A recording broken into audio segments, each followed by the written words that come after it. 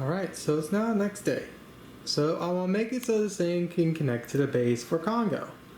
The only thing I gotta figure out is how can I make it so this thing doesn't interfere with her foot.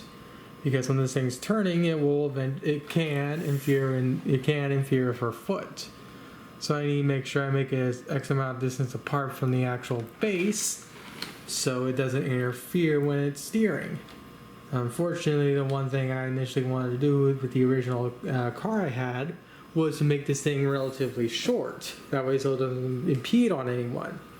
But that's not going to be the case, considering I had to go for something this big to actually lug this thing around, and I'm too far into this build to actually go and just completely tear this base apart and rebuild it again. That'll take way too long, and I do not want to destroy this car. I like how it acts. I mean, not acts, but I like the way it looks. And also, for reference, this is actually a car that is sold in Japan. I mean, not Japan, China, with full digital proportional control. Why they removed the digital proportional control for the American version of this car, I will never understand. Because if I actually go on to Banggood, you actually see that this thing has full digital controls. And Liz is here to inspect. Mostly she's trying to figure out where her Liz box is. Her Liz box is over there, so I gotta put it somewhere else so she can actually have something to stay and sleep in and whatnot. Poor Liz, she doesn't have her Liz box. Sorry Liz, but I need the room to build and stuff. And here's the actual listing for it. If I actually bring up on the bring up the listing, you can see extra wiring right here. If I actually go to a different set, you can see there's multiple colored wires going to the steering system. That goes to show that this thing's supposed to have digital proportional controls both on throttle and steering. And the one way I can prove that it's supposed to is if I actually go to the controller. Because the controller has actual buttons and knobs for physical trimming of the steering and throttle. Which is something the remote that the car for the US doesn't. Here is the actual box that makes it steer. This box is geared really well, so I can easily use this for something else. This thing produces a lot of torque. It requires quite a bit of power to get this thing to turn. But as you can tell, it's just a simple on-off turning system. Here's the actual controller for the car. It has little holes for the trimming, but the trimming knobs aren't there. It's just a simple on-off controller, which really sucks because they sell this thing on Banggood for the same price I bought it at Walmart. Again, why they remove the digital proportional controls of this thing, I will never understand. But I was luckily able to basically convert this thing back to its former glory, even though I had to use the parts from my Remo car. Oh, she's now happy.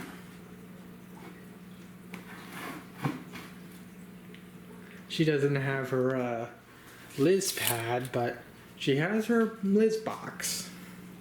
God, this freaking video's turned from me building this thing to me videoing my stinking cat. But who doesn't like cats?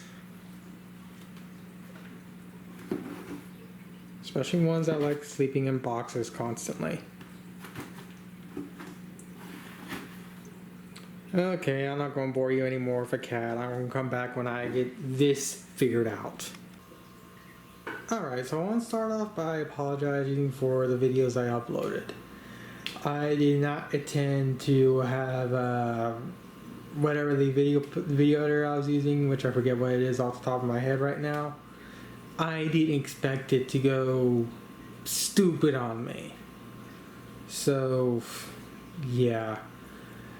I've been messing with that for basically the whole day, trying to get it to work and not getting this thing put together completely. But with that said, I did manage to at least figure something out. I built this contraption here. As you can tell, I made it this way because I thought that I made it this way so so her legs don't actually bump into this. But what I'm going to do now is I'm going to completely rebuild this. Most likely what I'm going to do to make this thing more simplified is that I'm going to forego this little thing right here, and I'm just going to add a magnet system right here. I don't really want to modify this car, but to make this thing more easier for me to work with. I'm going to rebuild this thing all over again and actually make it sit right. The one thing I might want to end up doing though is I might actually want to see if I can get a nut that can actually screw onto this. Because right now it's just a friction fit. But for right now, I'm just going to completely rebuild this thing. I'm going to completely rebuild this thing, make it a lot more sturdier and a lot more stronger. Sorry about the lighting. I am yet again outside at night. But I just got done rebuilding that thing again. It's a lot more reinforced. It's a lot more beefier, and it looks a little bit more cooler. And the one thing I've learned is that the way this car turns, her foot, which is right there, won't actually come in contact with the sidewalls. So that's why I was able to go in there and properly rebuild this thing and make it nice and stiff. I still have to have a little wheel right there so the pin on the caster wheel doesn't pop off. But I also do have a bit more thicker duct tape around the actual caster wheel's screw.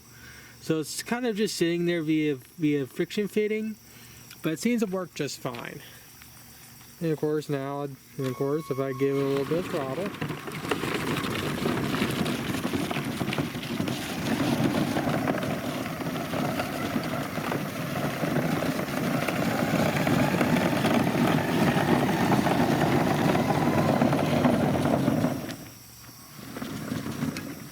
and of course I'm trying to control it with this finger, and it's a little difficult.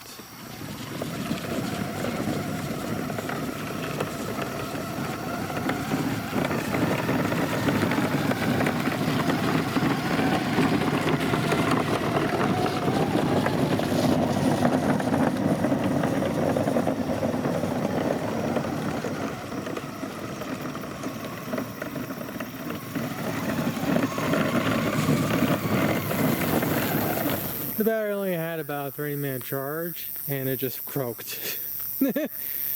Well, other than the battery only having a 30-minute charge, everything seems to be functioning perfectly now, so maybe now I can actually take a few days to fully finish off the chain on the back of her hair and then come back with a full finished video. Hopefully also I can figure out what the heck is wrong with the Revolver video editor.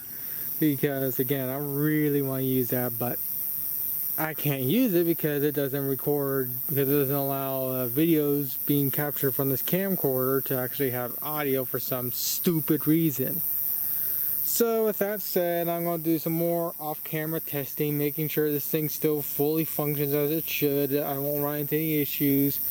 Tomorrow I'm going to run this thing around the neighborhood, which again is going to be about a 15-minute drive. And I'll actually really test out the battery and the motors and everything else to make sure everything's working properly. So I'm going to do that tomorrow, and then I'm going to actually finish building the rest of her out. And with that said, I'm going to go inside because it's nighttime and I'm tired. Alright, one more part. I thought I'll just bring this thing in and actually show you what it more or less looks like. It kind of looks like a trailer hitch that I see all over the roads in my state, to where this is all reinforceable and it holds everything together. And the only way this thing's held onto the body is by these two little clips, which I really can't pull off because they're a tad bit small. But I use this little piece of plastic. I used to have a little fake cheap plastic tire on it. I cut off a little piece I was holding that together, and I just made it so it attaches like so. And of course, when it comes to this little wheel, I have to make sure it doesn't fall off, so I have this right here. And that's pretty much the whole actual system. And of course, I have the caster wheel right here, and it can freely move up and down and left to right. So overall, this thing's pretty much ready to go.